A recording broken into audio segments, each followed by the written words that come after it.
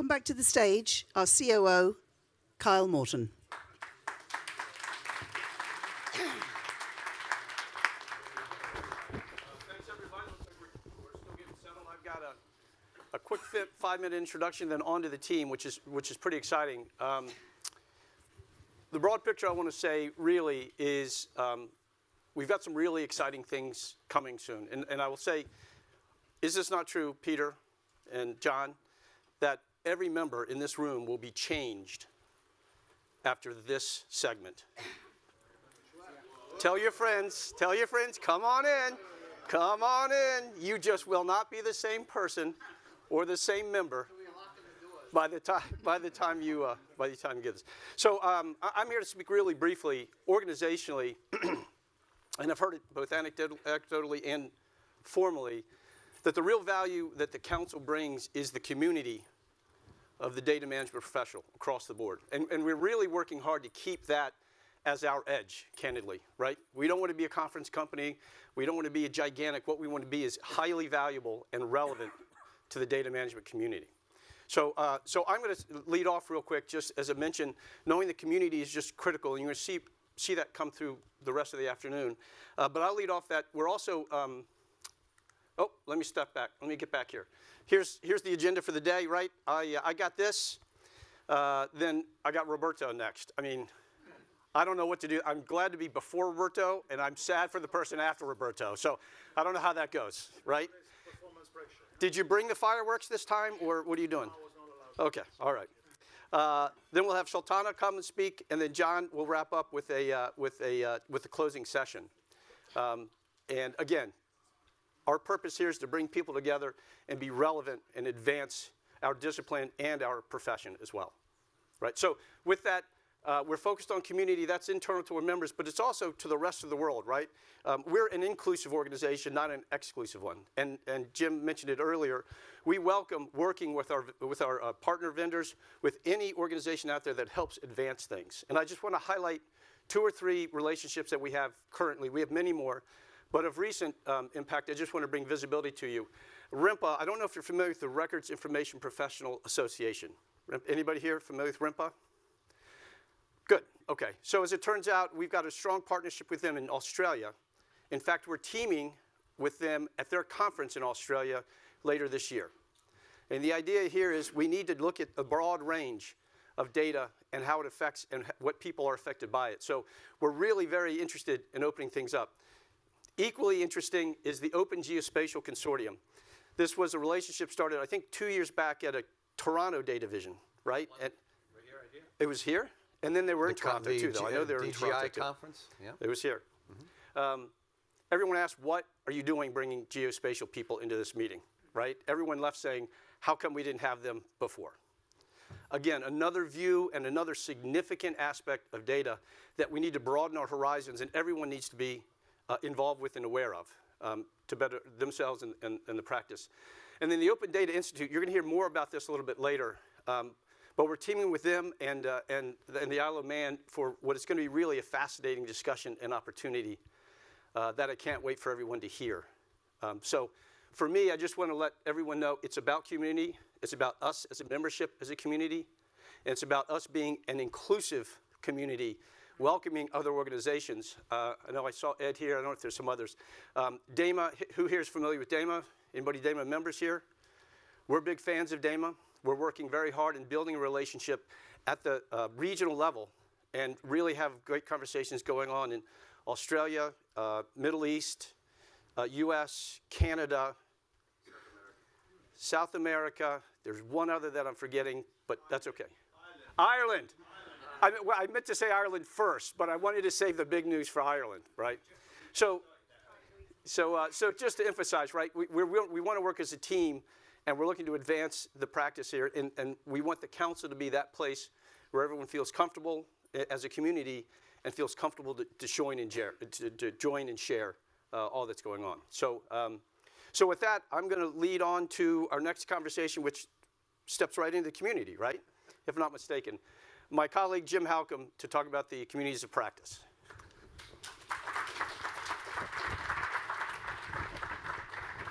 Well, hopefully you know me by now. So, how much I have? 15 minutes. Okay. I think we're good. All right. So, communities of practice. So, I'm going to give you a bit of an update on what we've got going on.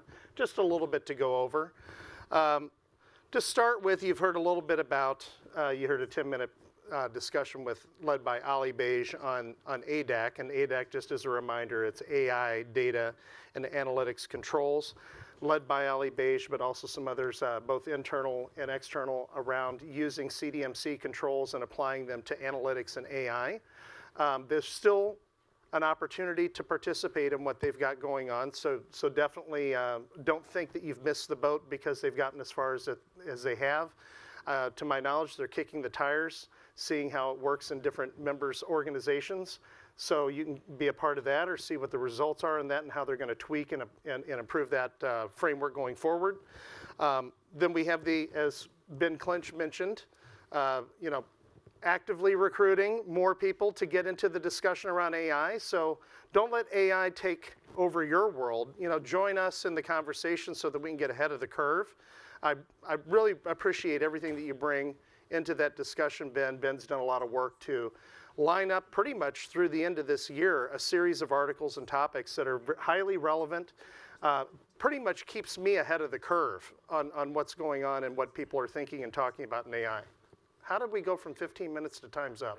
That was 3:15, not 15 minutes. Thank you, somebody, for updating the clock. Because I have 7 more things to get through. So we've had off and on, and our groups kind of wax and wane, but data products and data marketplace, we got off to a good start a couple of years ago. We defined it, what a data product is. Then we ended up working with and collaborating with the DPROD group at the Object Management Group that was working on a standard, and so we've kind of blended resources and what's been going on, the thought process between what the standard is and how we think about the standard, how we get adoption of the standard, how we gain an understanding of what that standard is. So that's been a good collaboration between both of our organizations. Data management for asset managers. So this is the buy side in the financial services community that's come together to start thinking about how they can work collaboratively as an industry to identify some strategic areas of interest in data management. They've landed on a couple. Big shock, it has AI in it. So we have one group that's doing AI for data management, and then there's another data management for AI. So they've landed on those 2 topics, working through use cases, leveraging, as you heard earlier, something that goes all the way back to the beginning of the EDM Council, FIBO, because FIBO is basically data quality for AI, and it's also AI. So it's just old school AI. So that's something to keep in mind as we're going to be making some progress working with FIBO for data quality and for governance in DMAM. Data risk. I'm super excited about this because there's probably no end in sight. We can keep working on this topic for years. Right now, we've been bringing up BCBS 239. That's a hot topic, not just in Europe and not just in the financial services. It's actually, we have people representing other industries who are starting to think and be concerned about risk. And so they see the work that we're doing and the work that the BIS did as ahead of the curve. So it's just like DCAM started out with banks and moved out to the rest of the world. The same is happening with BCBS 239. We'll have other topics coming up. I'll cover those in just a minute. We have the data ROI group. They came and did a lot of work. They kind of pulled back. Then they have another paper that they're starting to publish around data as an asset. I'm going to circle back to the data ROI story in a little bit. Then moving on to the DCAM user group. Yes, we got DCAM v3 out. Thank you to all of you who participated. And for those of you who participated, you know that there's a lot more coming. So we're not going to stop with just where we've landed. We're going to have dot releases. We're going to keep the DCAM relevant to what's going on because everything's moving at such a fast pace. And we're going to be starting to do some other exciting things around DCAM, creating sort of a product ecosystem, if you will, that makes DCAM more practical and solution-oriented by linking it to other things like data product and data marketplace. We'll start connecting these ideas between the capabilities that you need to have and how you can deploy them to solve some of these problems in your organization. The Open Knowledge Graph Discussion Board, we have the US Public Sector Forum, and we have the Women Data Professionals Forum. So those are the current active communities. I have 1 minute left. And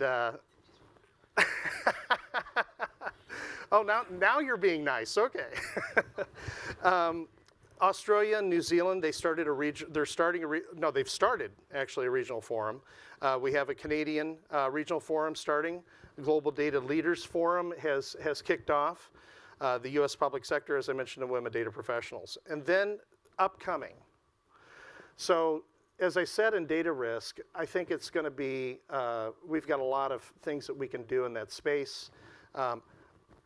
You know, I'll say that my original thinking around it came out of CDMC, because CDMC was us stepping into that space of addressing how data management helps to support and solve for reducing or mitigating risk in privacy and in security. Now we're kind of moving out, not just with BCBS 239, but we're going to be starting a group around DORA. So for those of you who are focused on operational risk, the Data Co. That was a paper that I'm going to talk about a little bit later. There's going to be more on that one. That's a fun one. So we're going to be having a lot of fun with that. Data Product Build Workshop. So Ben, that's a nod to you. Looking forward to sharing some of your lessons learned around using AI to create data products and getting people to come and see what they can do. And then, of course, AI governance. That keeps coming up. It keeps coming up in that it's always coming to the Data Management Council. So it's a topic that keeps resonating with data to everyone. So time's up. Sorry. I just realized I had the red sign. No, you're right on time. So please join our groups, get involved. If you have an idea for a group, let me know.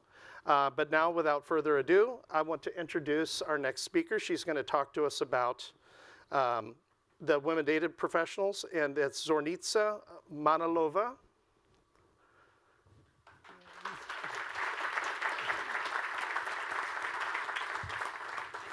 Hello. So thank you for joining us, and thanks for coming here to speak on behalf of your group.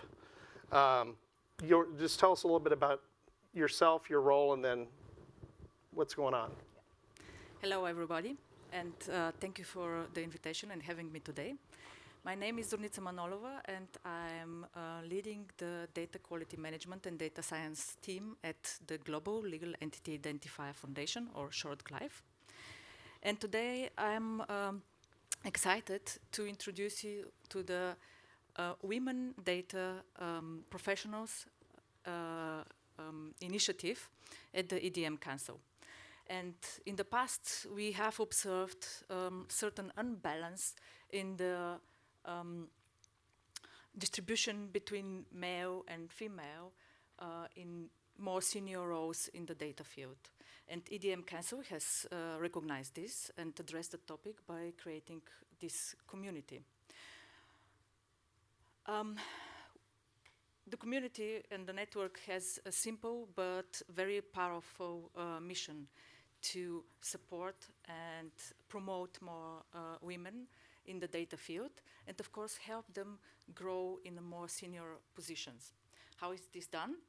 By creating here today, an inclusive community, which is not only for women, but for everybody, to come together, share ideas, experience, to network together, and exchange on the topic.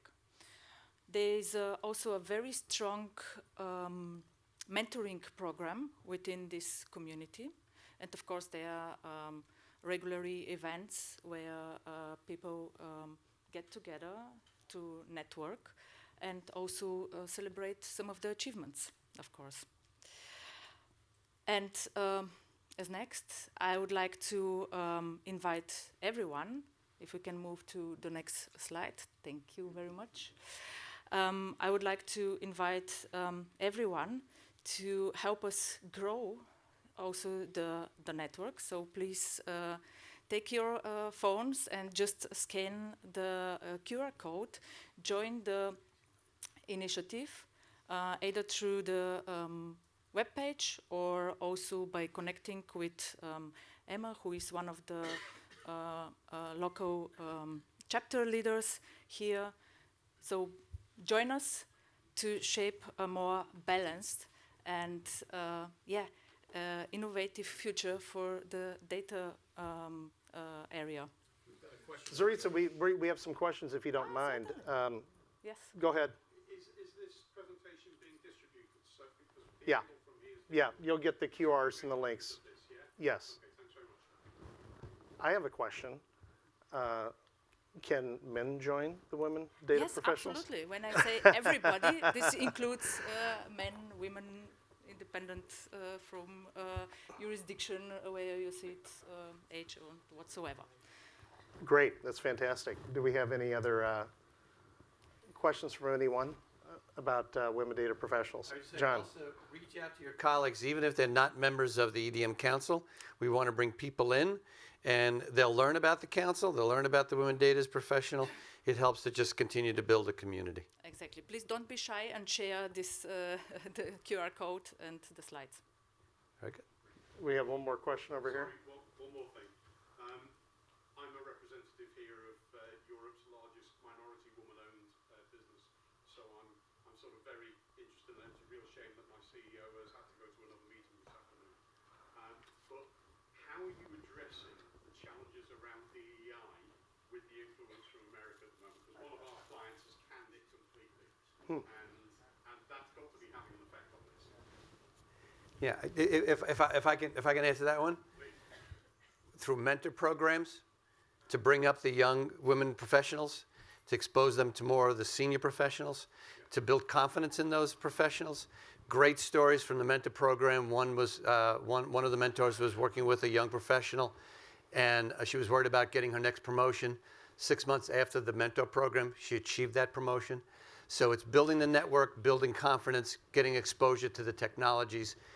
We're almost staying away from the political stuff and just saying, hey, let's just uplift based on community and skill.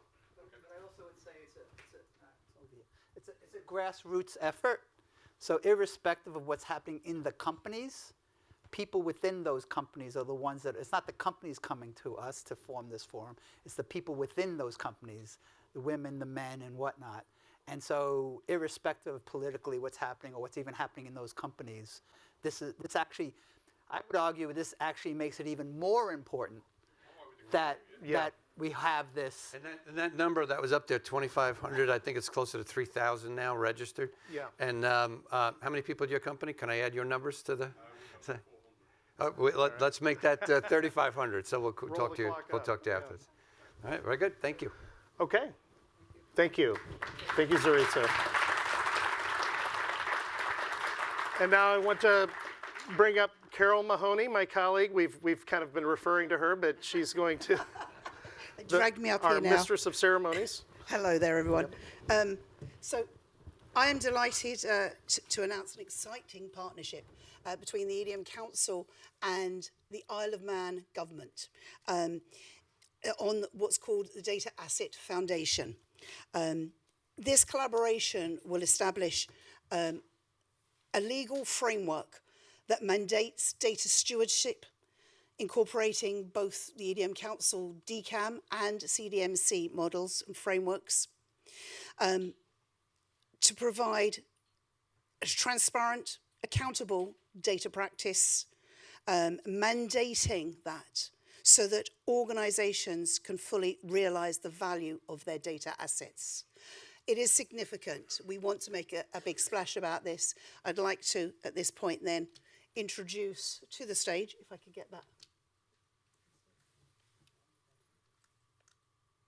Did they put batteries in? Or am I just using this?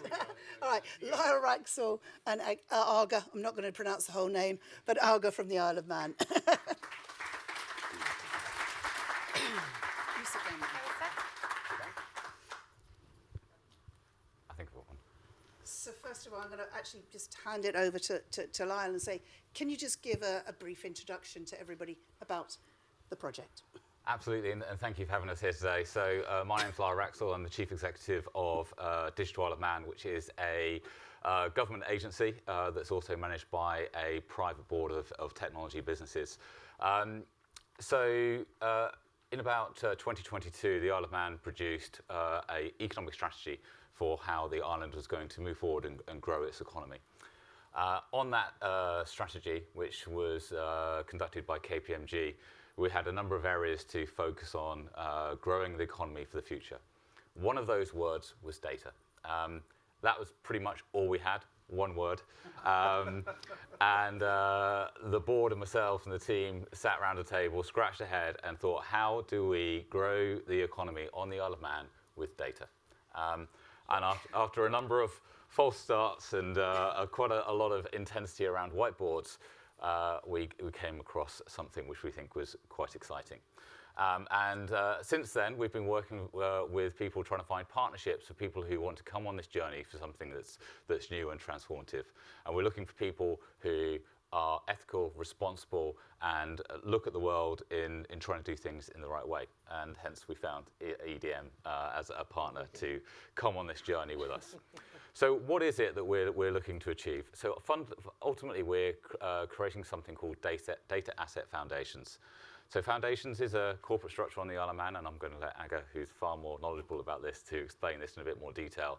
But essentially, we'll bring, people will be able to bring their data to the Isle of Man and put it into a foundation governed by the principles that we've been talking about today in terms of what EDM and the ODI can bring into how we manage data responsibly and ethically. We'll then be looking for a technology partner to create a data distribution network. So this means that you'll be able to distribute your data for a whole variety of reasons. That might be to research organizations, and it might be for financial gain to monetize your data as an asset so you can actually make money from that. And through that distribution network, you'll be able to share data far more easily than you can. So without the effort that we all have to go to in terms of those long, complicated data sharing agreements that exist today, we're going to streamline that process. And finally, we're changing the law on the Isle of Man to recognize data as an asset. So you can put data on your balance sheet as an intangible asset and grow the value of your company to leverage capital against that. Once you've got to that point, you then go through your cycle of improving the quality of the data, which increases the value, increasing the purpose of your data, which increases the value, which therefore increases the value of your business. So that's what we're looking to achieve. I'm just going to let Aga talk a little bit more about exactly how that's going to work. So I just want to give you a bit of context where this came from. Over the years, we've looked at different initiatives, including the Jersey Data Trust and other initiatives in the UK and beyond. And we've identified some fundamental issues. Trusts, they lack legal personality, which creates some fundamental problems for the trustees in relation to their fiduciary duties, as well as it's not commercially viable. They purpose-led and exclude commercial activity in general. Whereas companies, they deal with a patchwork of contractual relationships and IP laws that create inconsistency, as well as lack of gap in governance. So we've identified a solution, which is a purpose-built, a governance-led legal entity, which is a foundation. I know that in the UK, it's not a familiar concept to you, so I'll explain a little bit more about that.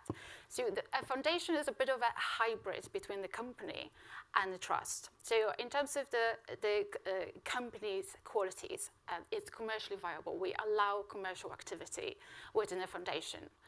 And when you compare it to a trust, it's purpose-led. It's got oversight, external oversight, which companies lack. So what is Data Asset Foundation? We are amending our Foundations Act to add a new category of foundations called Data Asset Foundation, which will do three things. One, it will define data assets, data ownership, or in vertical commerce, because there is no such thing as ownership of data in traditional sense.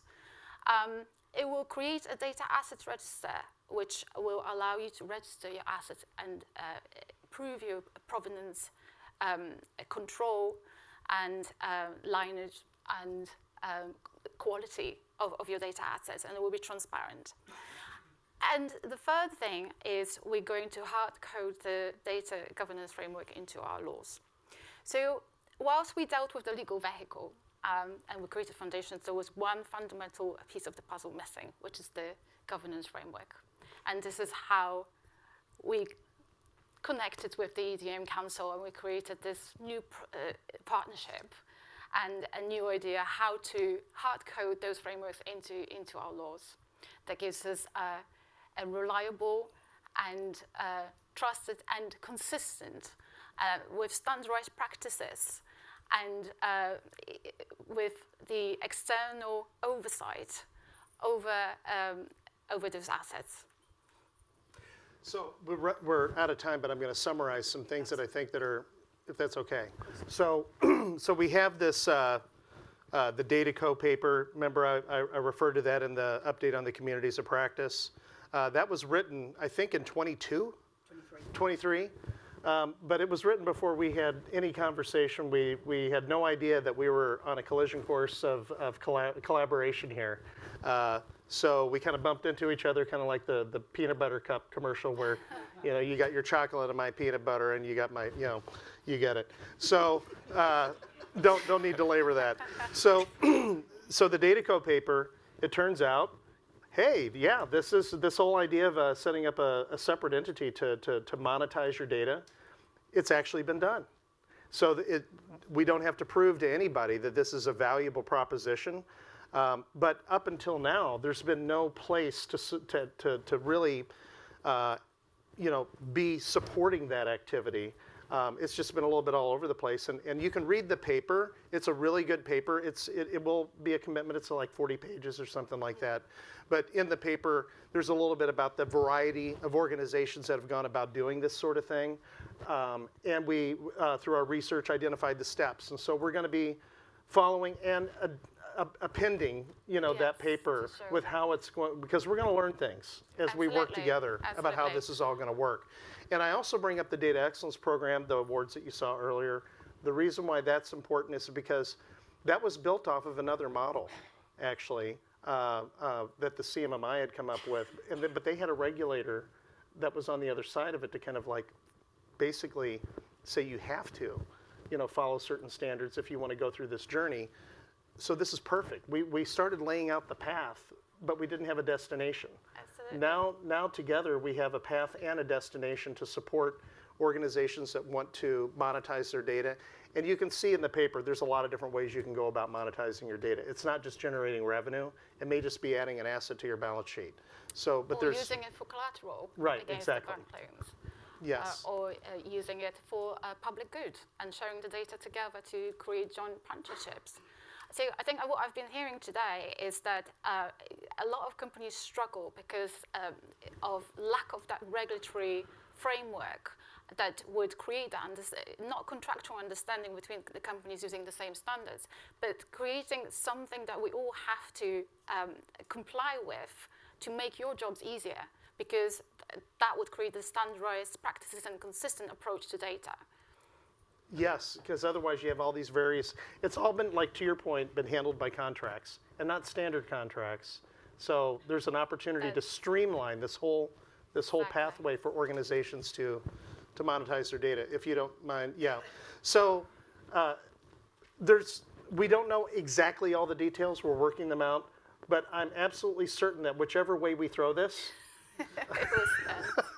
but so the Isle of Man, the Latin, I think that's Latin, underneath the crest, literally translates into whichever way you throw it, it will stand. So we're very excited about working with you on this journey, and we think it's going to be very meaningful for all the members. Do we have time for a question? Oh, you have. No, we've got a couple of things yes. that we do want to just point out. So we really are committed to this program. Might help if I pick the microphone up, wouldn't it? Yeah. So there's 3 call to actions that we want to talk about. The Pilot Pioneer Programme. We are looking for organisations who want to get involved in the Data Asset Foundation, want to find out more about it and commit to that this year. So we are looking for 20 organisations to get involved in this. Also looking for a technology partner, as mentioned by Lyle, to help assist on the programme and delivery of the programme. And then we are going to be setting up in September a community of practice for our members and the Isle of Man to engage in discussions in working through all the aspects of how this will develop and how this will come to market. So there's a full programme of activities for the rest of this year to ensure that this is a success, and we are fully committed to making this a success this year. So any questions as we try and wrap up? We have one Yes, right at the back. Microphone. One for you. Press the button. You knew that was coming, right?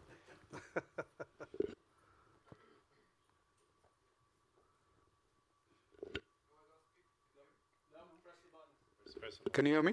there you go. Yeah. No, I was asking, how will you evaluate the technology partner? How do we value- The opportunity for evaluating the technology Oh, partner? what's the process? So right now, I think we're looking for a bit of expression of interest. So those people who feel they've got something they can contribute. We have an idea of how a technology platform could work. I think that there's probably people in this room who've got a better idea than us. So we're really interested in engaging in conversations. We're really interested in engaging in partnerships. We're a very collaborative jurisdiction, so partnerships are really important to us. So happy to have those conversations, but ultimately we'll kick off a procurement exercise and select a vendor that works with us. Okay. So if anyone's interested in any of these actions, please commit through the member support at edmcouncil.org. All right. Thank you. Thank you very much.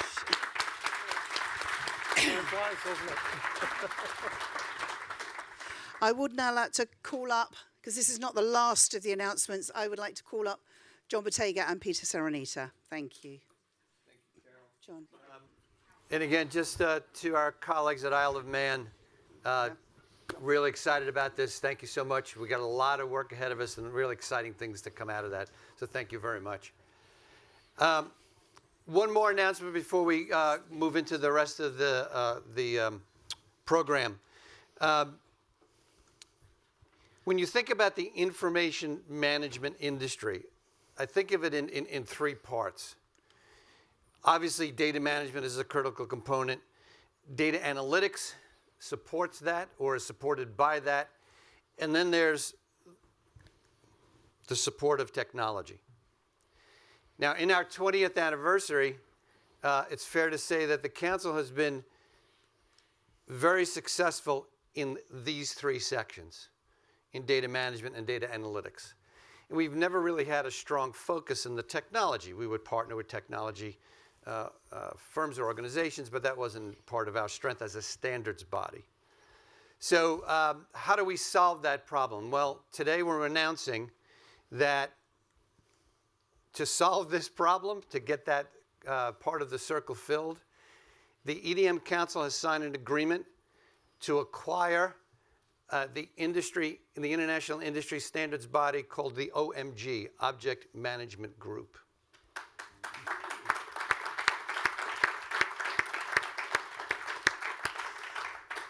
So I don't mess up the wording here, I'm going to read it. All right?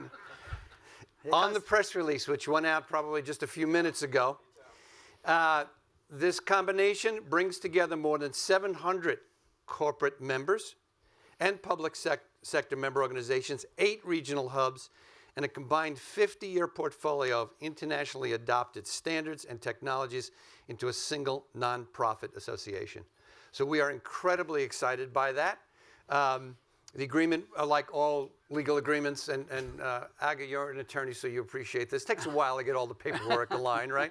So this will close towards the beginning of the 4th quarter, but we're already been working with the OMG now for the past 6 months and continue to do that.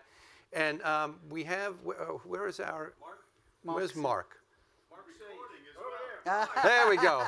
So you'll find out in a minute. In fact, Mark, we're going to ask Peter to explain a little bit about the OMG, and then we'll explain your role in that. So Peter, if you would tell us a little bit about the OMG. There we go. Okay, so you probably, I don't know if you noticed earlier, we did mention the OMG because the EDM Council has been working with the OMG over the years. So this is not new to us, this organization, and the OMG, and we're not new to them per se. I mean, it was a very clear alignment of goals that we had with the OMG. But as John said, they had a slightly different focus than we did, so it was very complementary. So one of the main things, and one of their, I guess I'll go back to their history, was as a standards body. Okay, so they would publish technical standards, and they had the whole approval process for that. Very much recognized as one of the leaders in developing standards and specifications. In fact, they are one of the few members, and so they also have a relationship with ISO, as you know, another standards organization. They're one of the few members of ISO that are can officially fast-track standards. Okay, because of the trust that they've built over the years as a very diligent standards organization. So, and in fact, they are, we just celebrated our 20th anniversary. They're actually 36 years, so they're even longer established than we are. And as you would expect as a standards body, they're vendor neutral, right? They publish these standards for the good of the community, of the industry, after a very diligent process. And they also, similar to us, they also offer certification processes.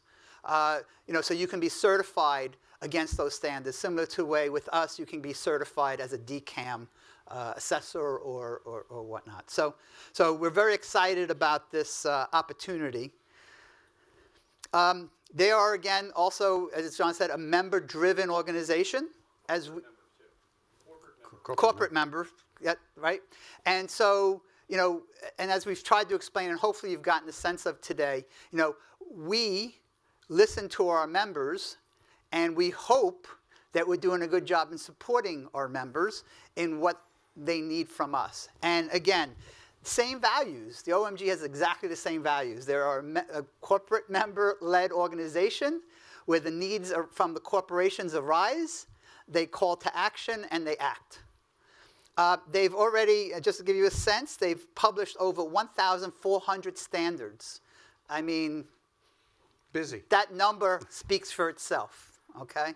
A couple of areas of practice that I just want to call out, and I hope I don't do it injustice, because clearly I'm not going to proclaim to be an OMG expert per se. We have one in the room. So they have a practice called the digital twin. Well, start with the standards. Click. Digital Twin Consortium. Consortium. I'm trying to remember what the C stood for.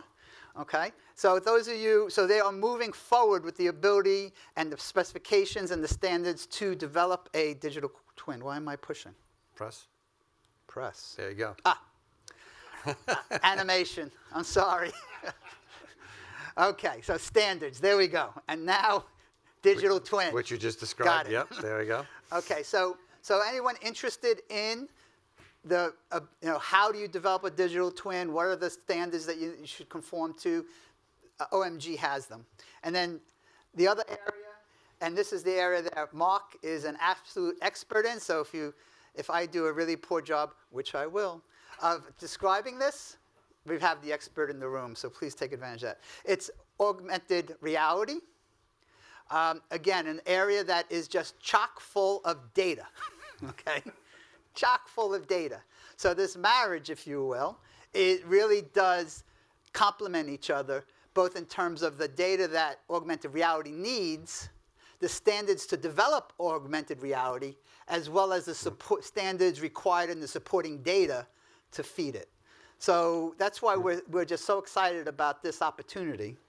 And not to steal Mark's thunder, but one of the things that the EDM Council has always been striving for is to see opportunities for data for good. The augmented reality is an opportunity, where these devices, which is technology and data coming together, is actually a benefit to mankind. These things are being used to help people who have had injuries to recover from those injuries. There are stories about people who've had strokes that use the augmented reality and actually rekindles parts of the brain that have been damaged by the stroke. And Mark, I'm stealing your thunder. I'm sorry, but and one of the best stories I heard about this is where it's used to train first responders, because no matter how brave an individual is, running into a burning house is pretty heart racing. So it trains firemen, policemen in stressful situations to train in those situations. So fantastic to have these 3 lines of business join the EDM Council. And as Peter, you're going to show right now, global footprint with over 309 members and only 10 overlaps. So that's an additional 299. I did my math right. Joining the EDM Council, which brings us to almost 700 members. Yeah. So Mark, do you want anything you want to say? Just grab a mic. It's so glad that you're here. Yeah, please.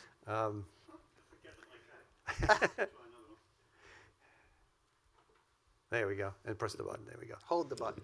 No, thank you very much. And hi, everybody. We are super excited to be part of this amazing community. You're absolutely right in terms of the data and the visualization is a really important match. So we have members within the area. It actually stands for Augmented Reality Enterprise Alliance. So it works quite well. But, you know, the likes of Boeing, Lockheed Martin, Raytheon, nuclear companies, missile companies, and things like that. So there are some additional companies that data is very important to them, but are using visualization to make them become more efficient and more effective. So if anybody is interested in just having a chat or just finding out a little bit about it or just curious, please come and grab me.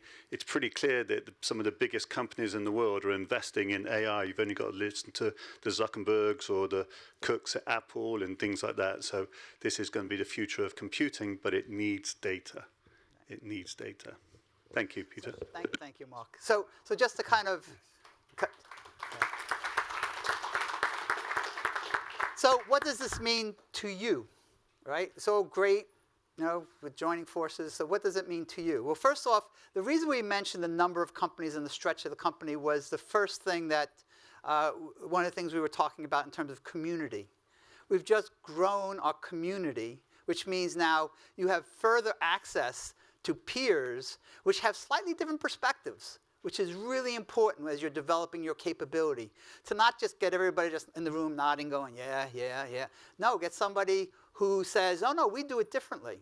So I encourage you to continue to use your peers, but now we've got a whole new set, almost 300 more new organizations around the globe, as you saw in the earlier one, that we can leverage and develop relationships and help us help each other. So I think that's usually important. And then the last point I wanted to make, and hopefully the animation works. Boop, boop, boop, boop, boop, boop. There we go. We feel that this is actually creating what we call first of its kind, the new organization, the new co, if you will, where we feel more complete, right? You saw the circle triangle thing that John did earlier. We used to, and now I can say in the past because it was announced, we used to stop at a certain point, right?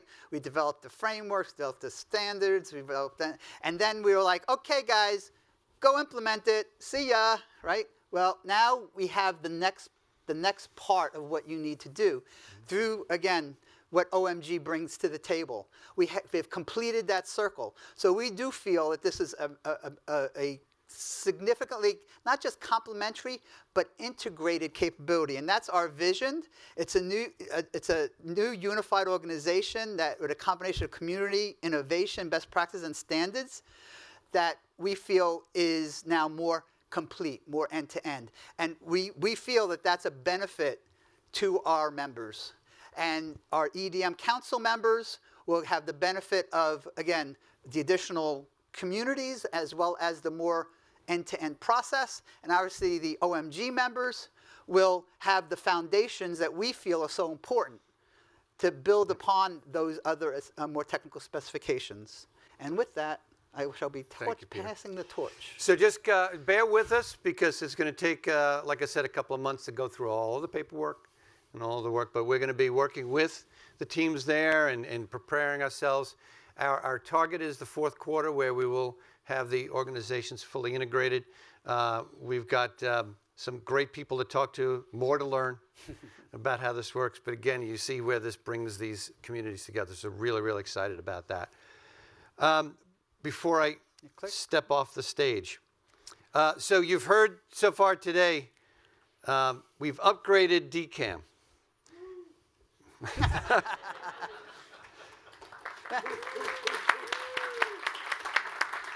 We've upgraded our partnerships.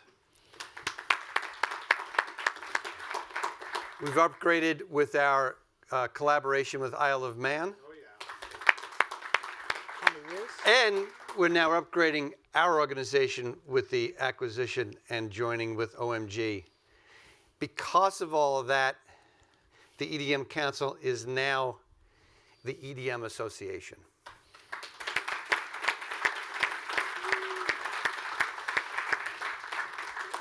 EDM Association, why we feel now it reflects our influence, our growth, our spread across the globe, and it's all possible because of you folks.